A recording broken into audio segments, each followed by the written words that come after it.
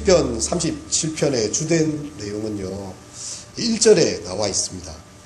악을 행하는 자들 때문에 불평하지 말며 불의를 행하는 자들을 시기하지 말지어다. 여러분, 이것은 정말 우리의 삶에 실제적으로 다가오는 그런 유혹입니다. 우리의 삶이 악을 행하는 자들이, 하나님을 경외하지 않는 자들이 죄악 가운데 행하면서도 하나님의 진노를 당장에 받기는커녕 그들이 형통하고 잘 되어질 때에 우리는 하나님 앞에 이런 질문을 드릴 수밖에 없죠. 하나님, 내가 이렇게 여호와를 두려워하며 경외하며 예배를 드리고 정직과 성실로 살아가고 정말 하나님께서 말씀하신 대로 살아가는데 주님, 내가 얻은 것이 무엇입니까? 하나님 없이 하나님께 예배하지도 않고 그냥 자기 마음대로 살아가는 사람들이 더 이 땅에서 부유하고 더 이렇게 세상을 즐기면서 훨씬 더 잘 살고 있지 않습니까? 이런 질문들이 우리 속에 일어나는 것이죠. 그리스도인 되는 것이 마치 세상에서 성공하는 것이 아닌 것처럼 보입니다. 그리고 우리는 이 악한 자들, 그들에 대한 질투함들이 생겨나게 되고요. 그 가운데서 우리가 어떻게 하나님 앞에 기도해야 될지를 모르는 그런 상황들이 생겨납니다. 근데 오늘 본문에는 악을 행하는 자들 때문에 불평하지 말 것이다. 불의를 행하는 자들을 시기하지 말 것이다. 이렇게 본문을 시작하고 있습니다. 이 유사한 본문이 시편 73편에 있거든요. 37편과 73편이 서로 비슷한, 37편이 다윗의 시라면 73편은 예배의 성가대 지휘자인 아삽의 시인데요. 그렇게 73편에는 또 이야기를 해요. 하나님께서 참으로 이스라엘 중에 마음이 정결한 자에게 선을 행하신다 하나 나는 거의 미끄러질 뻔하고 나의 걸음이 미끄러질 뻔했다, 이런 이야기를 합니다. 왜 그랬는가 하면 악인의 형통함을 보았기 때문이죠. 그리고 오만한 자에 대한 질투함이 생깁니다. 아니, 이 사람이 결국에는 하나님의 심판을 받겠다 싶었는데 죽을 때에도 고통이 없어요. 그 힘이 강건합니다. 그리고 세상 사람들이 당하는 고난이 그에게는 없는 것 같습니다. 그런데 이 사람이 하는 말은 하나님이 어찌하리냐, 지존자에게 지식이 있으려 하며 악인들이 항상 평안하고 재물이 더욱 불어나가는 이 모습을 보니까 이 성가대 지휘하는 아삽이요, 아니, 나는 하나님을 경외하고 예배하는데 이렇게 하시면 안 되지요. 거의 넘어질 뻔하고 거의 미끄러질 것 같은 신앙의 위기를 당하였다는 것입니다. 나는 내 마음을 깨끗하게 하고 내 손을 씻어 무죄하다 하는데 하나님, 이것이 과연 헛된 모습이 아닙니까? 나는 재난을 받고 있고 징벌을 받는 것은 어려움을 당하고 있는데 어찌 악인들은 이렇게 형통하며 나아가고 있는 것입니다. 이 동일한 질문이 37편과 73편에 나오고 있어요. 아삽의 경우에는요, 이것에 대한 깊은 고뇌가 생겼고 그것 때문에 다른 일에 마음이 잡히지를 않았습니다. 내가 이렇게 성실로 행하고 하나님 뜻앞에 행하는데 어찌하여 불의한 자들이 이 세상에서 복을 받는가, 성공하는가, 성성장구하는가, 내가 어쩌면 일어날까 하여 생각한 적 그것이 내게 심한 고통이 되었다고 이야기를 해요. 그런데 그가 깨닫게 되는 것은요, 하나님의 성소에 들어갈 때에야 그들의 종말을 깨닫게 되었다. 그가 세상의 속에서 알지 못했습니다. 하지만 하나님의 성소에 나왔을 때, 그가 하나님 앞에 무릎 꿇었을 때 하나님께서 그에게 깨달음을 주시는 것입니다. 오늘 본문에서도 2절의 말씀이 그 깨달음에 아주 핵심적인 내용을 가지고 있는데요. 다 함께 읽어보도록 하겠습니다. 시작. 그들은 풀과 같이 속히 레임을 당할 것이며 푸른 채소같이 쇠잔할 것이미로다. 예. 지금의 모습을 볼 것이 아니라 앞으로 미래에 그들이 어떻게 될지에 대해서 하나님께서 그에게 깨달음을 주시는 것입니다. 푸른 채소가 지금 생생하고 있지만 곧 배임을 당하는 것처럼 그들이 쇠잔하여질 것이라고 하나님께서 말씀하고 있는 것입니다. 하나님께서 잡초들을 뽑는 정원사처럼 악인들을 다 뽑아낼 것이라고 이야기합니다. 그리고 시편 73편에서는요, 하나님이 그분을 사랑하는 자들에게 주시는 미래의 꿈들과 그 소망들을 바라보라고 그렇게 이야기를 하고 있어요. 여호와를 소망하는 자들은 땅을 차지할 것이다. 이 시편에 오늘 37편의 9절과 11절과 22절, 29절과 34절에 계속해서 반복되고 있습니다. 여호와를 소망하는 자들은 땅을 차지할 것이다.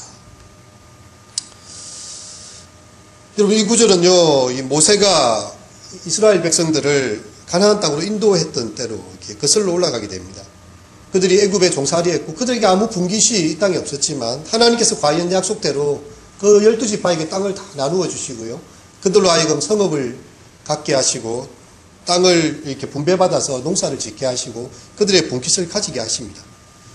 여호수아는 다윗이 이 시편을 쓰기 400년 전에 이미 그 땅 가운데로 하나님의 백성들을 인도했어요. 그들은 이미 하나의 국가가 되었고 아무것도 없던 그들이, 애굽에 노예 생활했던 그들이요, 이제는 자기의 땅을 가지고 자기의 지파에 그 하나님이 정해주신 땅을 갖고 유산을 받게 되었습니다.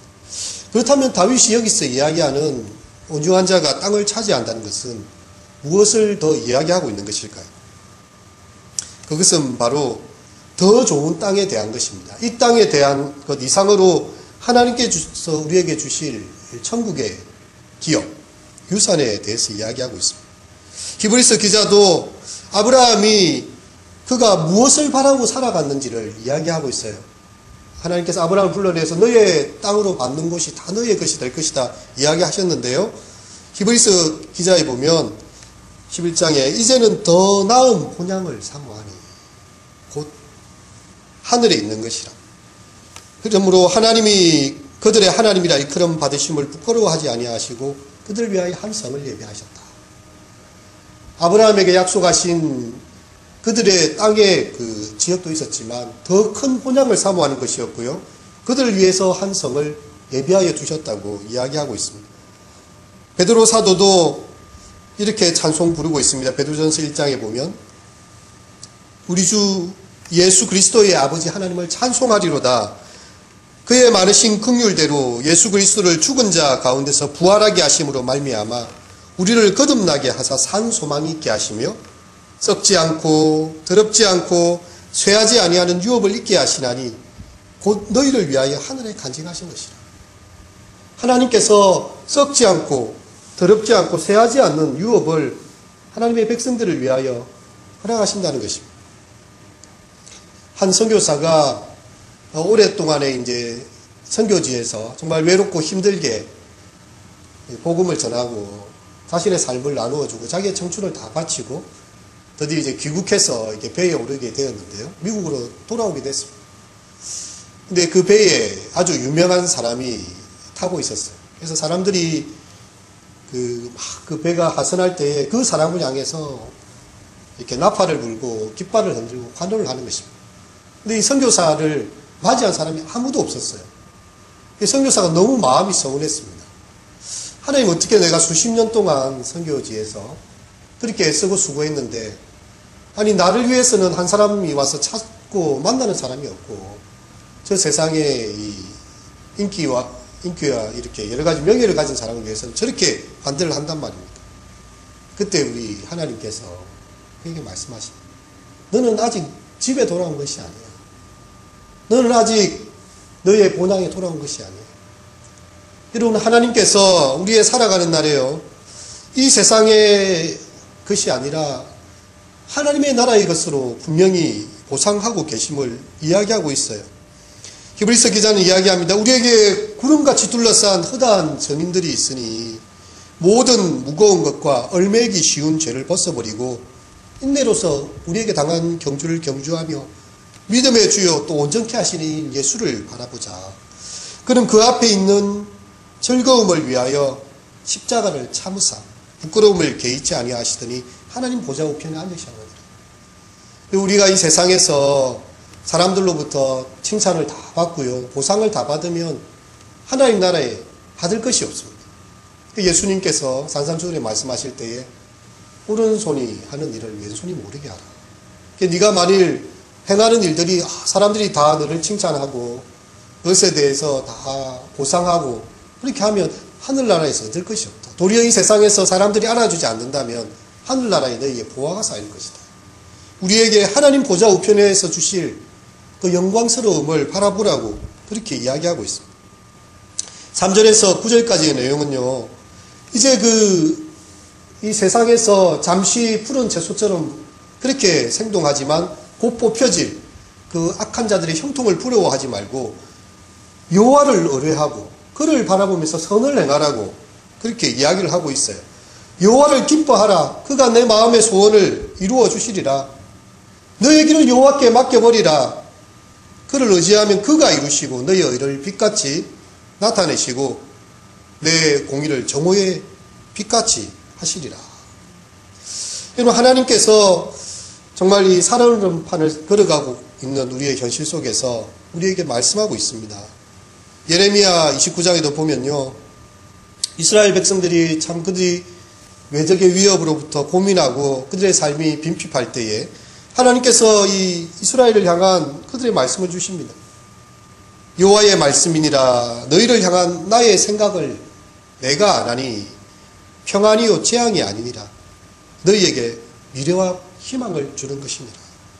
하나님께서는요, 이 성경을 통해서 우리에게 그분의 뜻을 밝혀 보여주고 있습니다. 로마서 8장 18절 우리가 잘 아는 말씀, 생각하건대 현재의 고난은 장차 나타날 영광에 비교할 수 없다는 것이죠. 우리가 하나님 앞에서 여호와 하나님을 기뻐하고 그분을 온전히 신뢰한다면요, 우리의 모든 것을 맡긴다면 하나님께서 우리의 소원을 이루어 주신다고 이야기합니다. 이 여호와께 내 길을 맡기라는 이 표현은, 이 맡긴다는 단어가 굴린다라는 표현 뜻이 있어요. 우리의 염려와 근심을요 다 주님 앞에 맡겨드리는 것입니다. 그분 앞에 다 굴려드리는 것입니다. 베드로전서에서도 베드로 사도가 이 말씀을 그대로 인용합니다. 너희 염려를 다 주께 맡겨버리라. 이는 그가 너희를 돌보십니다. 우리가 하나님을 바라보는 것, 세상에 대한 불평을 참 하기가 쉬워요. 하나님 왜 어찌하여 악인이 잘 됩니까? 그렇게 그 마음을 갖지 말고 도리어 하나님을 의뢰하고 여호와께 자기의 삶을 온전히 맡기라는 것입니다. 그리고 7절에 8절에 이야기를 합니다. 우리 함께 읽어보겠습니다. 여호와 앞에 잠잠하고 참고 기다리라. 자기 길이 형통하며 악한 꾀를 이루는 자 때문에 불평하지 말지어다. 분을 거치고 노를 버리며 불평하지 말라. 오히려 악을 만들 뿐이니라. 예. 도리어 하나님을 의지하는 자, 여호와 앞에 잠잠히 참고 기다릴 때에 하나님께서 그 삶을 복되게 하시는 것이죠. 야고보서 5장에도 보면 인내하는 자를 너희가 복되다 하나니 너희가 욥의 인내를 보았고 주께서 주신 결말을 보았거니와. 주는 가장 자비하시고 긍휼히 여기신 하나님이시다. 우리가 욥이 고난을 당할 때에요, 그의 친구들은 자기보다 잘못한 것이 없습니다. 도리어 악한 자들도 많았어요. 욥은 순전하여 악에서 떠난 자라고 이미 욥기 1장에 하나님께서 그의 삶을 인정하시는 단어가 나옵니다. 그런데도 그의 삶이 공고하고 힘들었지만 그가 그 가운데 하나님께 대한 불평을 할 뻔한 그런 상황까지 갔지만요, 결국 하나님 앞에 자기의 그 삶을 맡기지 않습니까? 하나님께서 혹시 나를 죽이신다 할지라도 나는 여호와를 끝까지 신뢰하겠다. 나의 가는 길을 오직 그가 아시나니 그가 나를 단련하신 후에 내가 정금같이 나올 것이다. 내가 육체 밖에서 그분을 반드시 배울 것이다. 욥이 그 고난 가운데서도요 참고 기다렸어요. 오늘 본문의 말씀대로 어떻게 보면 잠잠히 참고 기다리는 삶을 살았어요. 근데 하나님께서 욥의 삶이 이 육체 밖에서가 아니라 그의 삶의 인생 가운데서 또 다 해결하고 풀어주시는 것을 보게 됩니다. 왜냐하면 주는 자비하시고 가장 긍휼히 여기신 하나님이시기 때문에, 하나님의 성품 때문입니다. 여러분, 신앙의 사람들이 믿음을 갖고 예배를 드리고 또 이렇게 하나님 앞에 헌신하다가요, 어찌하여 그들이 넘어집니까? 세상의 사람들이 너무 잘 나가는 거예요. 특별히 우리가 이 가스펠 가수들, 복음 성당 가수들이 가지는 제가 어려움들을 수련회를 하면서나 특강을 들으면서 듣게 되었는데요. 왜 저렇게 세상의 노래를 부르는 사람들은 인기를 얻고 사람들로부터 또 많은 찬사를 받고 세상적인 명예가 높아가고요. 재물도 늘어갑니다. 근데 하나님을 찬양하는 외로운 길에 들어섰어요. 그들의 역량이 그들보다 결코 뒤떨어지지 않습니다. 그들은 오직 하나님을 작정하고 예배하고 찬송하기 위해서 그들의 달란트를 세속적인 노래를 부르는 것이 아니라 하나님께 드리기로 결정했는데 어찌하여 하나님께서 속히 풀어주지 않는가. 참 그런 고민을 가지고 있었어요. 제가 김명식 씨라는 분을 배우게 되었는데 그때 그분이 그런 간증을 합니다.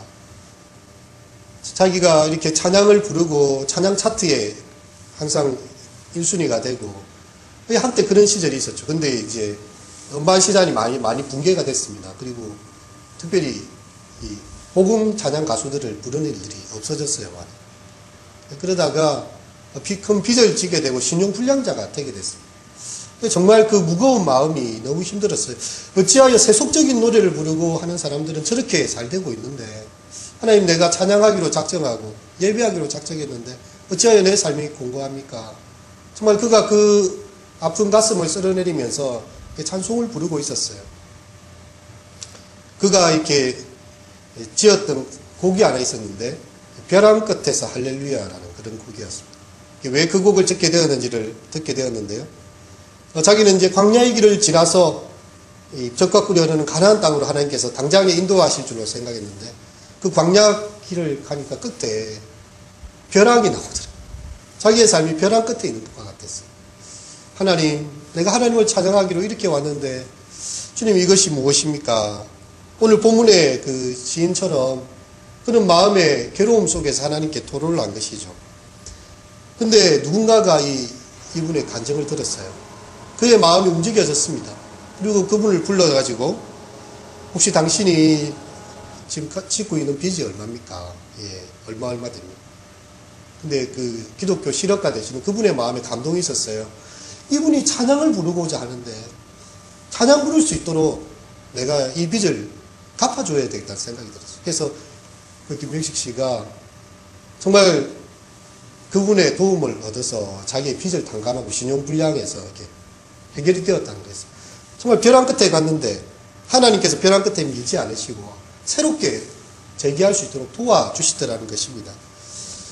여러분, 우리가 불평하지 않고 여호와 앞에 잠잠히 참고 기다리는 것 참 쉽지 않은 일입니다.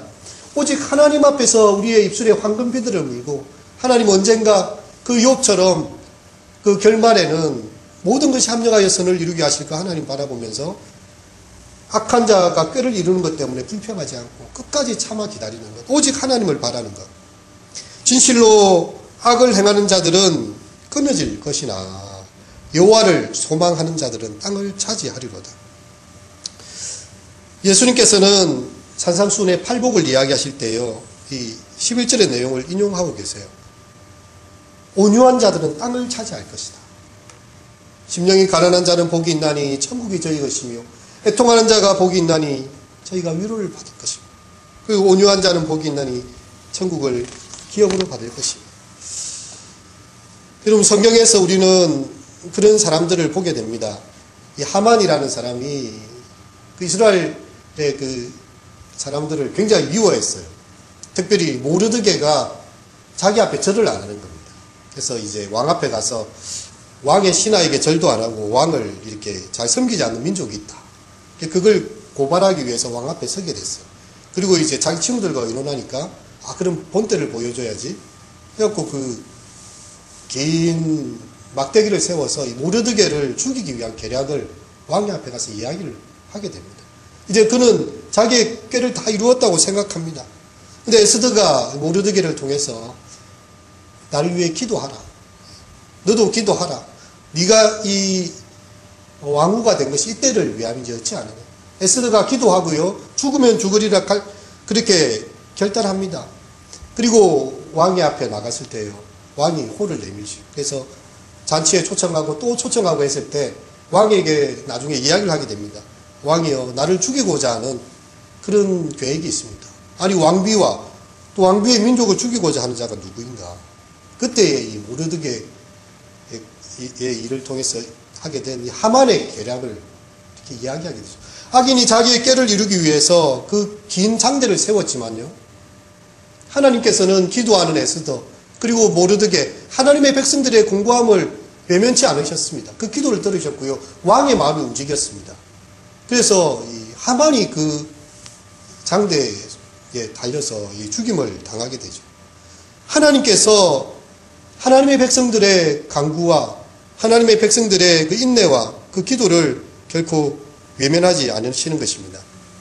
37편에 계속 그런 말씀들이 나오는데요. 23절에 보면 여호와께서 사람의 걸음을 정하시고 그의 길을 기뻐하신다.